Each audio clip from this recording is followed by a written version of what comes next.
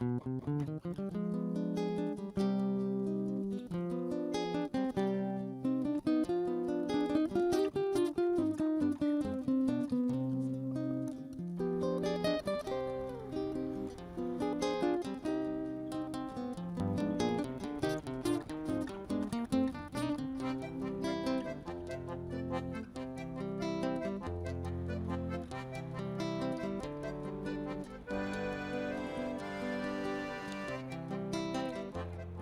imigração no Rio Grande do Sul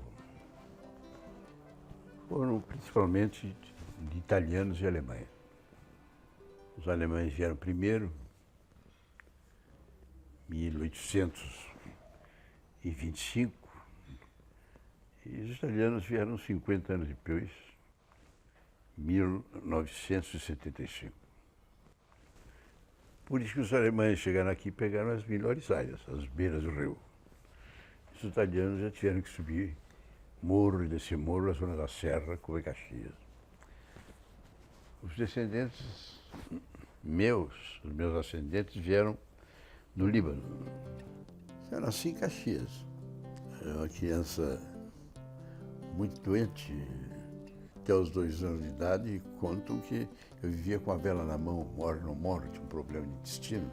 Mas eu fui levando, fui fazendo os meus amigos e tive uma infância muito tranquila em Caxias. Eu sou fruto da minha família, do colégio onde eu estava e da igreja que eu frequentei. Nós em casa, naquela época não tinha televisão, não tinha coisa nenhuma, nós tomávamos café da manhã junto, almoçávamos junto, jantávamos junto. No colégio, eu estudava de manhã e de tarde. Eu vejo agora discutindo a importância de fazer as escolas de tempo integral, onde o aluno passa o dia na escola. Naquela época era isso. O Rosário é aqui vizinho, na esquina, e na minha época não tinha ainda a cidade universitária. Então a PUC, que foi difícil fazer a Católica, a Faculdade de Direito, também funcionava aqui. Eu fui dirigente universitário, lá na Junta Governativa da UNE, aqui na União Estadual dos Estudantes, e nós tínhamos uma atividade realmente intensa. Eu me lembro que o máximo foi quando nós fizemos um debate. Candidato a presidente da República, Juscelino, Ademar de Barros, Plínio Salgado e Juarez Távora, os 4 candidatos, tiveram um debate aqui com milhares de estudantes respondendo às perguntas. Me lembro que o Juscelino vibrou, gostou demais. E me lembro que ele conquistou.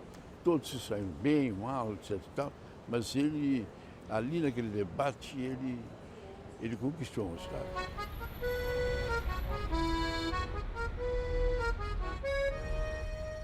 Eu, desde criança, meu pai, eu acho que o sonho de muita gente naquela época, 80 e tantos anos atrás, era a medicina. A medicina era um sacerdócio, a medicina era...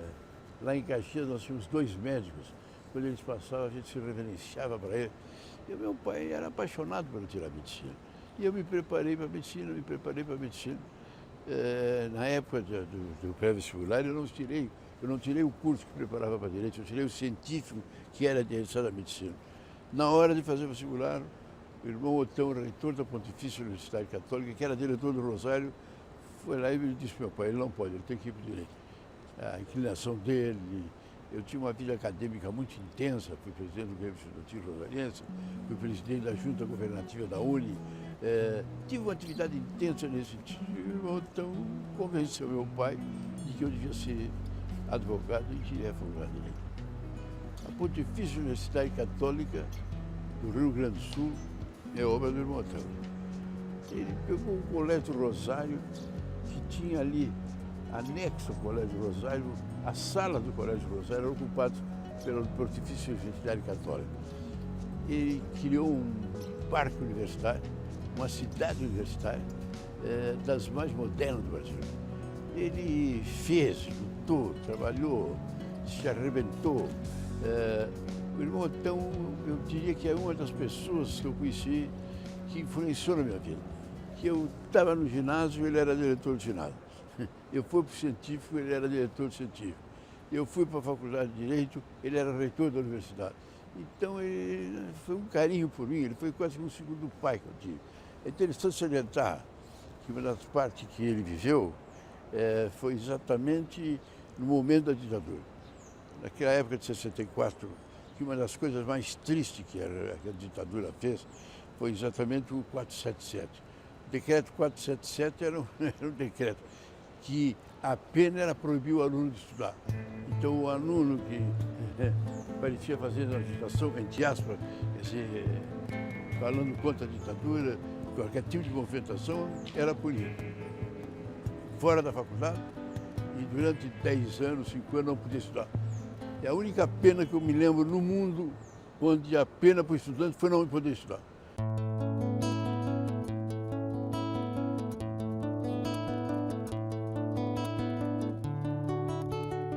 Eu tenho que esclarecer, e é muito importante,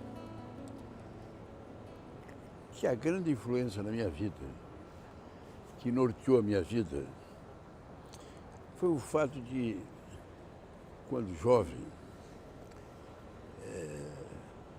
o senador Alberto Pasqualini, uma figura que infelizmente o Brasil não conhece como devia, uma das figuras mais notáveis que eu conheço, o criador do trabalhismo brasileiro, o grande orientador, o estimulador das regras da vida social. Ele dizia: eu não sou nem comunista nem capitalista, eu sou defensor do solidarismo. A sociedade pode estar na mão do particular, mas ela tem que ser usada a favor da sociedade. Esse cunho social é determinante, que eu tenho a minha propriedade, tenho o meu dinheiro, mas eu tenho que olhar em volta. E todos têm trabalho, educação, terra, saúde e condições de vida. Eu fui primeiro aluno de turma, então eu tinha ganho uma bolsa de estudo na Sorbonne. Estudei na Sorbonne e estudei na Universidade de Roma, me preparando para a vida universitária, para professor. Eu lecionei durante muito tempo economia política na Faculdade de Direito e lecionei sociologia na Faculdade de Filosofia. Estava me preparado, já estava fazendo júri. Então, como advogado, eu me dediquei muito ao tribunal do júri e como professor eu já tinha escolhido a minha formação. Era essa. Eu estava no Rio de Janeiro, passeando no Rio de Janeiro. Quando cheguei em casa, eles tinham me colocado candidato a vereador de Caxias do Sul. Eu era candidato e terminei sendo candidato e terminei ganhando e terminei entrando na vida política sem querer. Sem querer no sentido que eu não tinha disposição, não tinha pensado nisso ainda. E quando eu vi, eu estava lá. A minha campanha foi feita pelos meus amigos. Eu não tinha uma intimidade muito grande. Eles fizeram, debateram, analisaram, e foi uma espécie de correção. Um vai lá para o outro, olha, assim, bom, assim, nós botamos o nome dele, ele nem queria, ele tinha que ser. E eu aí percorri e fiz uma coisa diferente, quer dizer, vereador geralmente faz uma campanhazinha de distribuir cédula de casa em casa. Eu reuni um grupo e começamos a fazer uma espécie de reunião numa casa de alguém, numa vila, reunir o pessoal e ficar conversando com eles. Terminei me elegendo bem.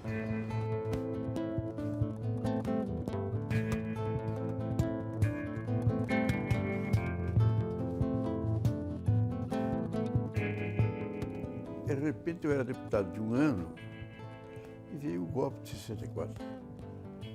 Eu era um guri que estava ali começando, eu ainda imaginava que eu podia ser deputado.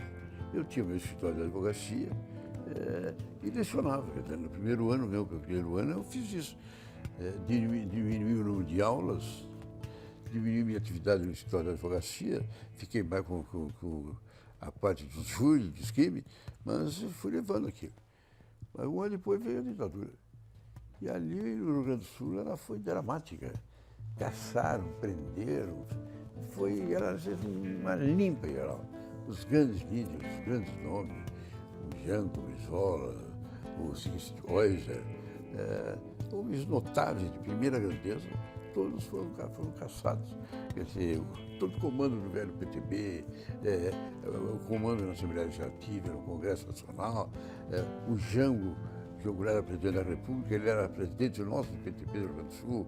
Então, os líderes que ele tinha levado com ele para lá, todos foram eliminados, foram expulsos da vida pública. Foi uma barbárie, porque eu fico pensando naquela geração de pessoas que estudaram, que se formaram, que lutaram, que trabalharam, que começaram desde guri, foram crescer, foram desenvolver, estavam no ápice da capacidade, do conhecimento, em condições de servir, de ajudar. Toda aquela geração foi colocada de lado. E eu, que era um guri que estava começando, quando eu vi, eu era o líder do partido. E quando eu vi, eu era o presidente do partido. E aí mudou a minha vida. Aí tudo que eu sonhava, tudo que eu imaginava foi por fora. Então eu entrei nesse bete, e estou até hoje, de certa forma, eu fui levado. Então aí mudou a minha vida. Aí foi uma vida de sacrifício. Aqui, já naquela época, a política era levada a sério.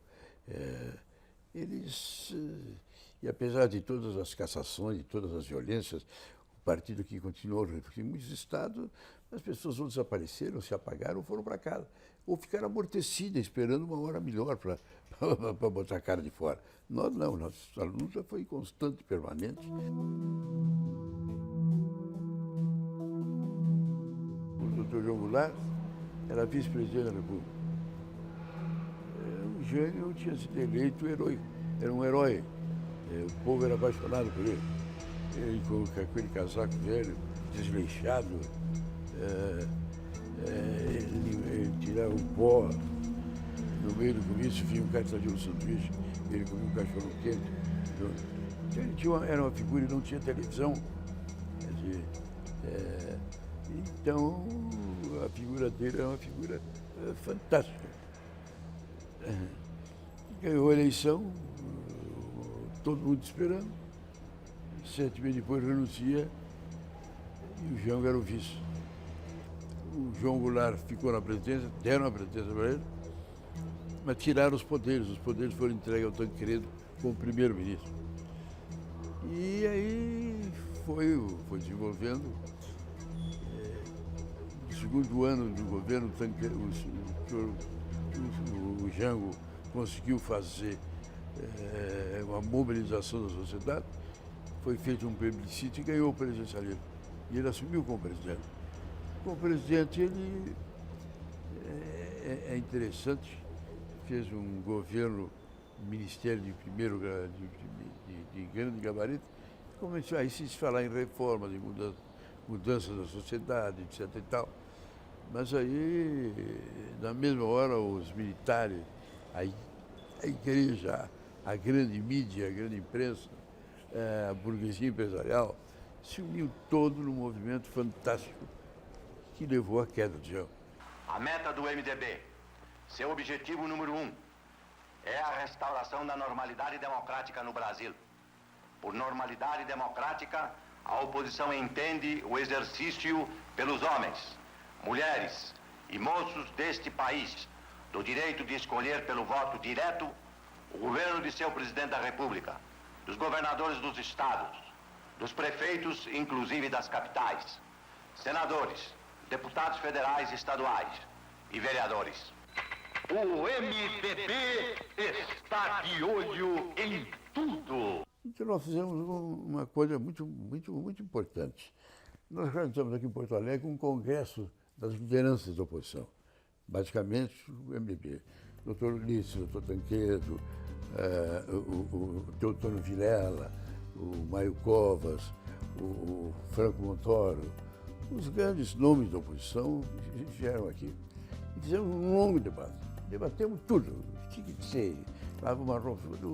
Os caras que tinham, não, nós temos que partir para a luta armada, só com a luta armada que é possível, fazer assim.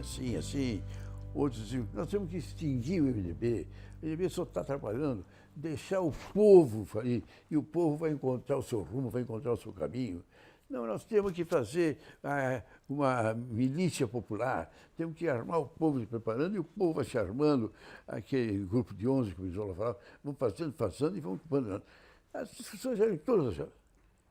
Mas terminou sendo vitoriosa a nossa tese. Qual era a tese? Nós vamos debater o seguinte: MDB. O MDB vai ter as suas causas de luta. Que ele vai entrar. A primeira delas é direta já. Fim da tortura, a segunda. Convocação da Assembleia Nacional Constituinte.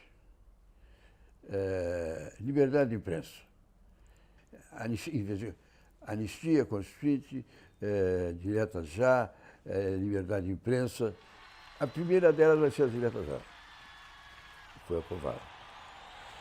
Aí a gente tinha uma emenda que estava no Congresso, que estava lá na gaveta de um deputado federal, grande companheiro, Dante Oliveira, das diretas já. Mas ninguém sabia que entrou, mas nunca ia ser votado. Nós pegamos essa emenda e pegamos em campo e começamos a andar pelo Brasil afora. Andamos pelo Brasil afora, debatendo, discutindo, e fomos crescendo, foi crescendo, foi crescendo. Chegou um momento que foi um máximo.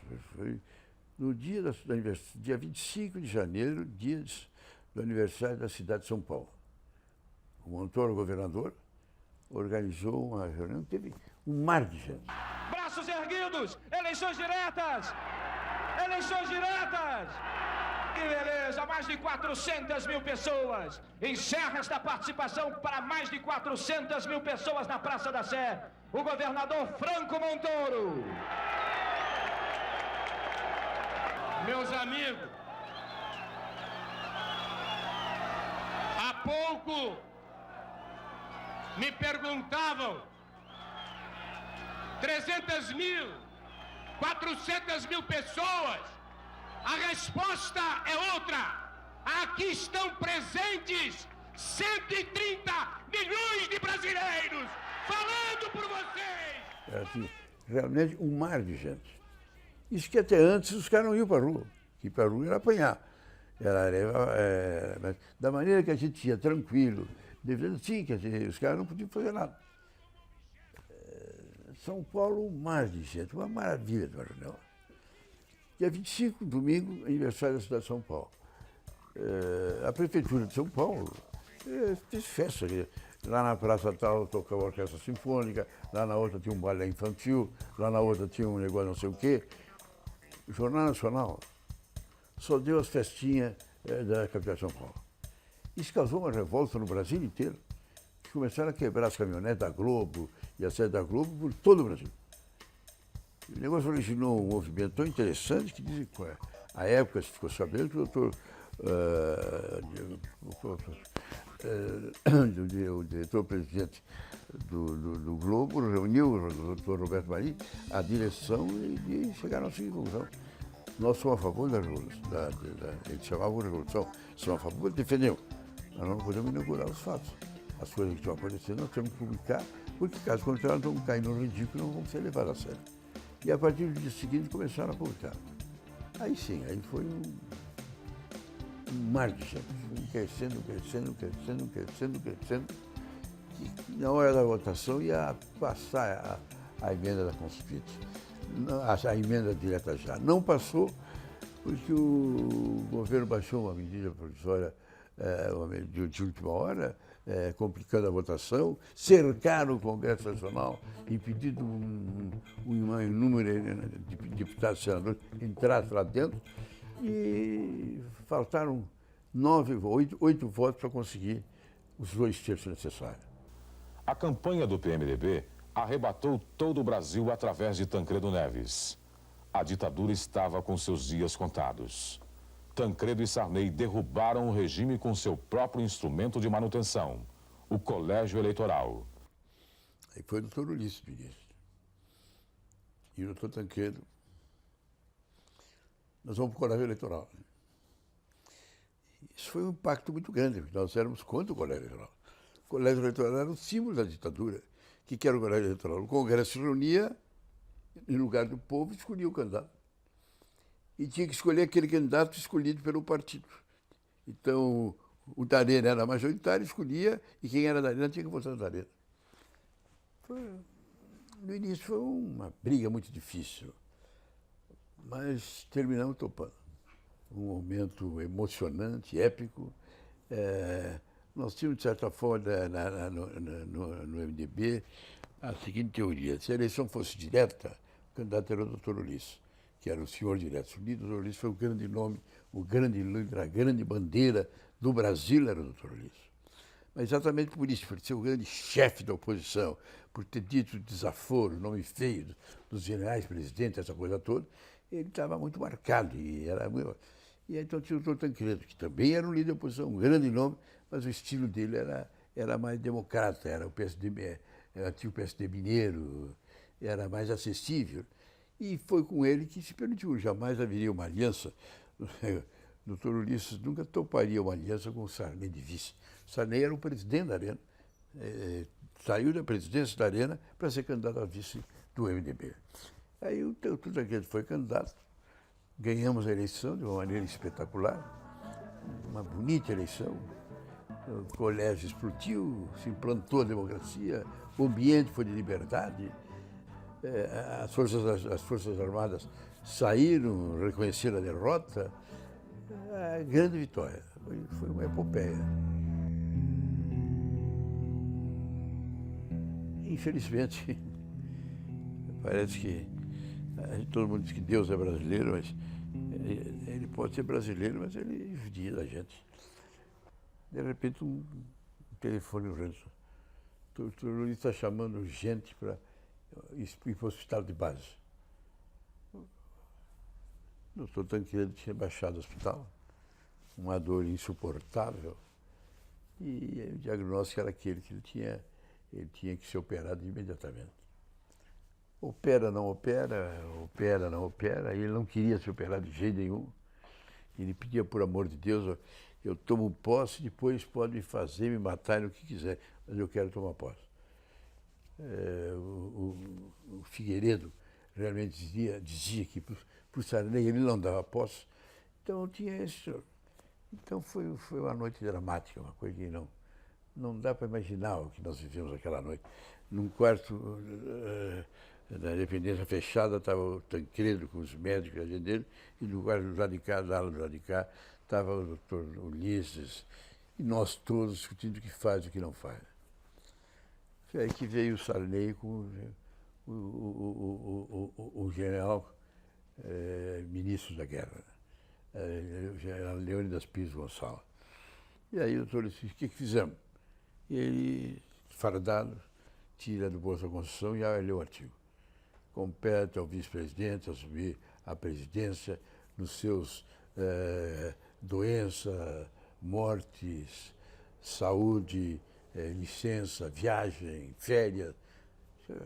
Quem assumiu é o vice-presidente. E o doutor Ulisses, eu concordo. Quem assume é o Sarney. Eu levei um susto, pedi para falar, mas ele nem deu bola para ele. E ninguém deu bola. Todo mundo silêncio. Então é isso.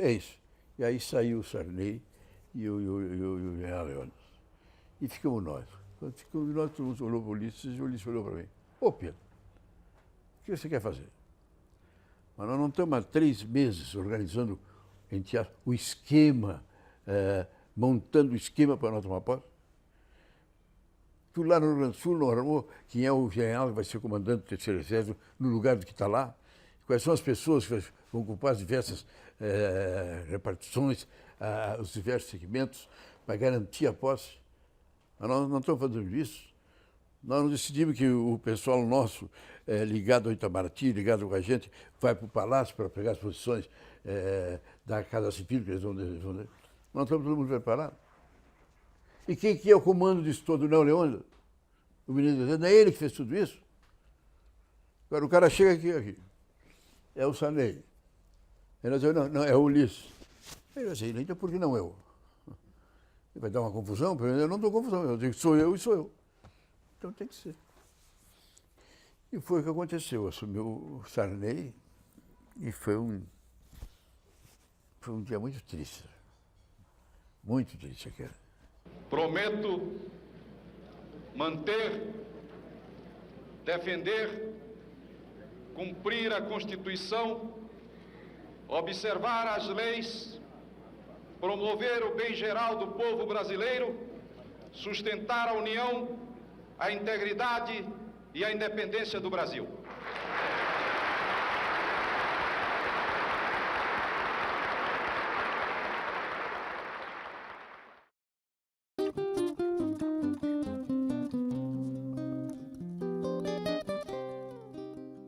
Um outro movimento que eu participei e que tem um carinho muito grande é a figura do Teotônio Vilela. A figura que ele fez e eu percorri com ele o Brasil na luta pela anistia. Pela anistia. Ele foi visitar todos os presídios onde tinha os últimos presos políticos e fez um trabalho magnífico nesse sentido. O Teotônio é uma figura monumental, porque ele era um homem muito rico, usineiro. No início era da Arena, vice-governador, inclusive, da Arena, eleito senador da Arena. Tinha uma vida intensível, era alegre, boêmio, aquela coisa. Mas, à medida que as coisas foram acontecendo, que as violências foram acontecendo, que as notícias de tortura foram acontecendo, ele começou a ir para a tribuna e começou a fazer os pronunciamentos dele, denunciando essas coisas. Caía a tarde feito um viaduto e um bêbado trajando luto me lembrou Carlitos, a lua. Nós do MDB ficávamos assistindo e batendo palma e a Arena se retirava. Chegou um momento que ele saiu da Arena e veio para o MDB. E fez uma campanha, uma figura impressionante. Inclusive, ele, no final, ele tinha 4 cânceres, cabelo rapado, caminhava com as 2 bengalas, se arrastando e andando pelo Brasil. Aquele povo se empolgava, os jovens principalmente, diziam: eu estou aqui, eu sou um homem muito rico, hoje pode não ter remédio para curar do câncer, mas os médicos me dizem que tem remédios, que tem fórmula lá que você vai para a Europa, fica num hospital, onde você toma os medicamentos e pode viver, se divertir, passear, sem as dores que eu sinto. Mas eu não vou, fico aqui no Brasil porque eu tenho a obrigação de fazer isso. Teve uma sessão célebre no Congresso. Foi a sessão de extinção dos partidos. Sarney fez o último discurso da Arena, ele era o presidente da Arena, pedindo para extinguir, e eu era primeiro vice-presidente e falei, em nome do MDB, o doutor Luiz pedindo para manter. Mas extinguiram o partido. Aí o Teotônio vai no meu gabinete e conversando, ele diz o seguinte: o que vamos fazer? O que vai ser de nós? O que vai acontecer? Nesse período, a ditadura do governo vai fazer o que quiser e nós não temos mais nada, não tem MDB, não tem representante, não tem mais coisa nenhuma. Nós fomos lá para o Salão Verde da Câmara e marcamos, telefonamos para Deus e todo mundo, reunião muito importante do novo partido. E veio gente do jeito. E aí nós lançamos o Sucedâneo. Não tinha nome, não sabia nem o que fazer, não tinha. Então, o Sucedâneo. Então, nós fizemos um apelo a todo o Brasil, aos senadores, deputados federais, deputados estaduais, prefeitos, vereadores, governadores, todo mundo fazia um apelo. E marcou uma data, se não me engano, acho que foi depois do Carnaval, uma semana depois do Carnaval, tal dia em Brasília, vamos reunir todo mundo e vamos decidir. Vamos decidir se nós queremos o Sucedâneo, que é o sucessor do MDB, vamos tirar e vamos criar. Só fizemos um apelo: não assinem nada, não aceitem nada, não participem de nada enquanto não fizer isso. E chegou em fevereiro, ali, tive uma montanha de gente e criamos o Sucedâneo. Reunimos, aí já tem o nome que foi aprovado, foi PMDB, Partido do MDB, porque aprovamos e criamos o partido.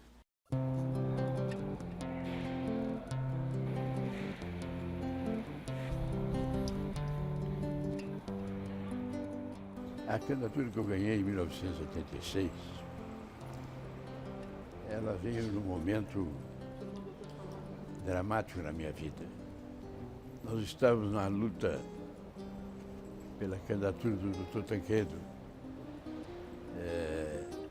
e na coordenação do registro da candidatura dele, na expectativa de que ele pudesse ganhar a eleição. Em meio àquilo, eu tive um dramático drama familiar. Um fim de semana que nós ficamos em Brasília.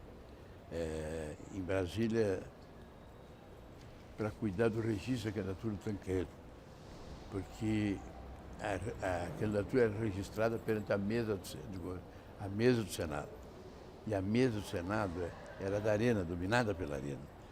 E nós tínhamos medo que ele impugnasse a candidatura, que o Sarney era vice do Tancredo. E o Sarney tinha saído do Arena e entrado no MDB. E havia um dispositivo que falava da proibição de mudança de partido. Então vinha um longo feriadão de 8 dias, porque era sábado, domingo, e depois tinha no meio da semana, dia de Todos os Santos, dia de Finados. Era uma semana que não funcionava e outro sábado e domingo. Então nós fizemos um plantão em Brasília para garantir que, se a comissão executiva se reunisse, nós pedíssemos não deixar a impugnação da candidatura.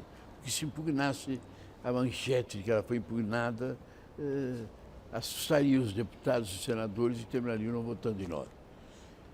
E eu fiz o primeiro plantão. E nesse primeiro plantão que eu fiz, lamentavelmente, eu tinha um passeio com a minha esposa e meus filhos, não vim, eles foram, a minha mulher guiando o carro, teve um acidente e o meu filhinho menor, o Matheus, faleceu. E ela teve um drama pesado, pesadíssimo, diga de passagem, porque ela estava guiando o carro e teve uma depressão e também faleceu. É no meio desse quadro, e isso aconteceu em maio, que me escolheram candidato a governador. Quer dizer, eu não estava na convenção, eu estava em casa, eu não tinha saído de casa, e terminei sendo candidato. E talvez os fatos, os acontecimentos, Deus me ajudou de tal maneira que dizem que foi a campanha mais bonita, mais dramática, mais positiva que eu fiz, e terminou, inclusive, os adversários, o Brizola e o Colares do PDT se uniram ao Marquesan e à Arena contra mim.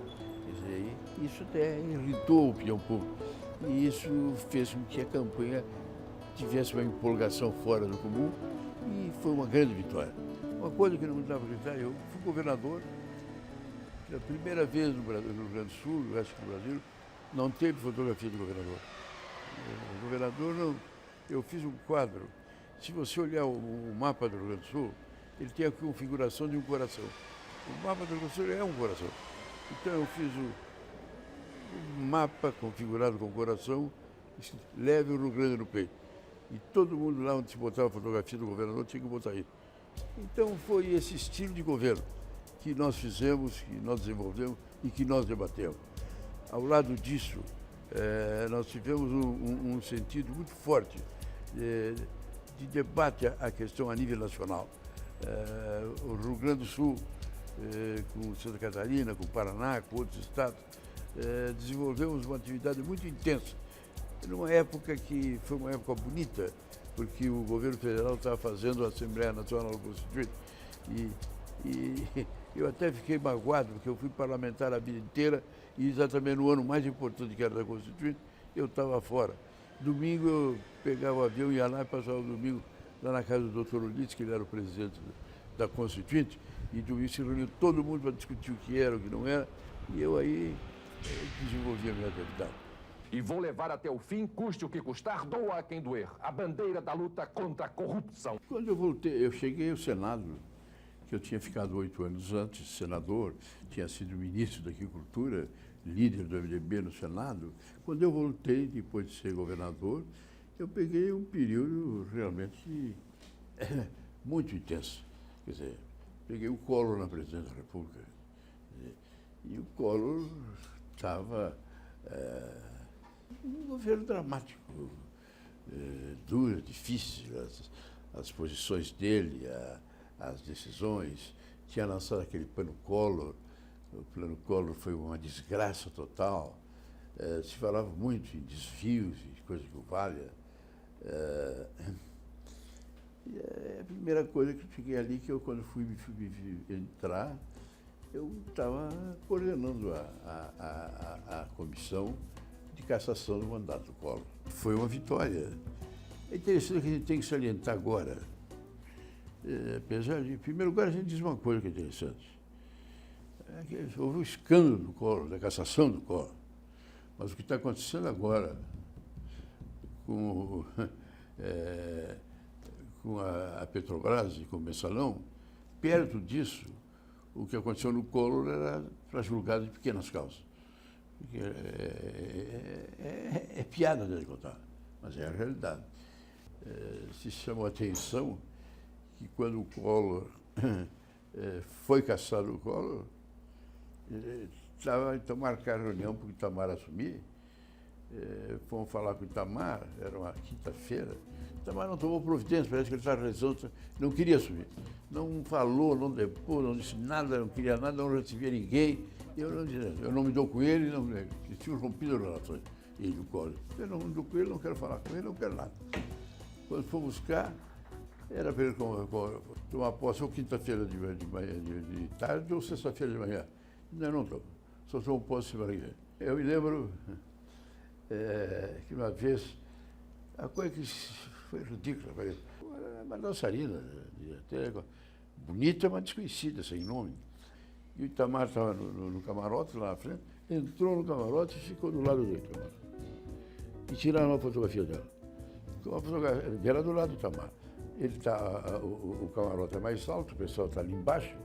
Tiraram a fotografia de baixo para cima e ela estava sem calcinha. Quer dizer, foi um carnaval. Eu fui falar com ele, no outro dia ele veio o jornal. Botei o jornal assim, fechado. Ele puxou da gaveta e puxou um outro jornal. Aí quando eu terminei, mostrei para ele, Itamar, o que tu tem que dizer disso? Ele olhou, bonita mulher. E botou uma outra fotografia na gaveta. E tu tem que dizer disso? Era o Fernando Henrique, ministro da Fazenda, no Natal do ano anterior. Está abraçado no Fernando Henrique. Aí ele dizia, está vendo aqui? Ela está do meu lado. Como é o Fernando Henrique, eles dizem aqui, olha Fernando Henrique, olha como é bacana. Se sou eu com uma bicha, você diz, olha lá, uma bicha beijando a outra. Eu achei que nós tínhamos chegado numa época que nós tínhamos vencido aquela etapa. Quer dizer, a CPI dos anos de orçamento caçou uma série de parlamentares, os partidos passaram a ter um conteúdo de seriedade, nós começamos a sentar para discutir a reforma do sistema partidário e sentamos para começar a discutir a reforma do pacto federativo. Nós estávamos caminhando aquilo com um profundo respeito. Eu trouxe, naquela época, da Itália o grupo dos procuradores que fez a Operação Mãos Limpas da Itália, para eles virem aqui, nos auxiliarem. Tiveram aqui, ficaram quase um mês aqui, discutiram, tiveram no Supremo, na Câmara dos Deputados, no Senado, vieram aqui no Rio Grande do Sul, analisando, debateram, mostraram, criaram um grupo, e eu até diria, não sei, mas eu diria que ali que começou a se formar essa ideia dentro da Procuradoria, dentro da própria Polícia Federal, de se fazer uma coisa diferente.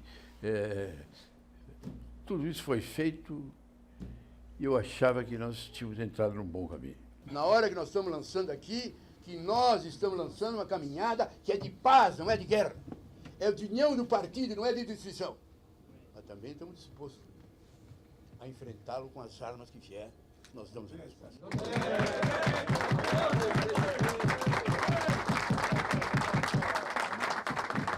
Depois de muitas idas e vindas, o PMDB decidiu. Este ano, os PMDBistas não vão ter candidato ao Palácio do Planalto. Lamentavelmente, é muito triste, mas o PMDB vai ficar sem candidato. Eu me senti muito mal nesse argumento. Muito mal. Porque esse é o velho MDB, um partido que tem luta, que tem história, que tem biografia. Velhas divergências, a gente teve muitas divergências. Mas aqui não houve divergência.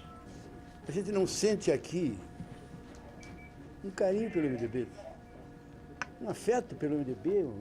Prometo guardar a Constituição Federal e as leis do país, desempenhar fiel e lealmente o mandato de senador que o povo me conferiu. É um fato interessante, viu?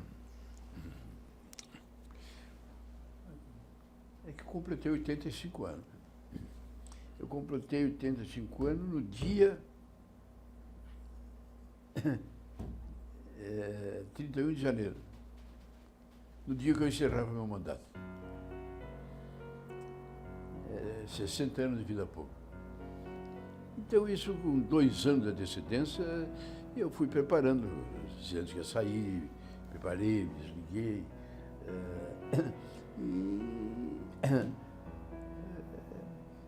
Que nem alguns me disseram, os amigos, é melhor tu sair com 85 anos, firme que nem tu tá, do que tu sair daqui 3, 4 anos arrastando, não sei o quê. É uma figura que tu não deve fazer. Hoje, eu vou deixar que a emoção sopre palavras no meu ouvido. Não há razão para tristeza quando o coração tem a sensação do dever cumprido. Se brotarem lágrimas, que elas irriguem o que de melhor eu pude. O que de melhor eu pude plantar enquanto eu aqui estive. Nas comissões, nos corredores, no plenário do Senado, por esse Congresso. Ainda que eu tenha cultivado a humildade de reconhecer que fiz menos do que eu poderia e muito menos do que eu desejei fazer. Aqui eu não só plantei, eu colhi. Fracassei em tudo que tentei na vida. Tentei alfabetizar as crianças brasileiras, não consegui. Tentei salvar os índios, não consegui. Tentei fazer uma universidade séria, fracassei. Tentei fazer o Brasil desenvolver-se autonomamente, fracassei.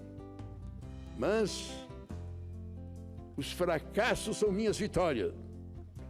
Eu detestaria estar no lugar dos que me venceram.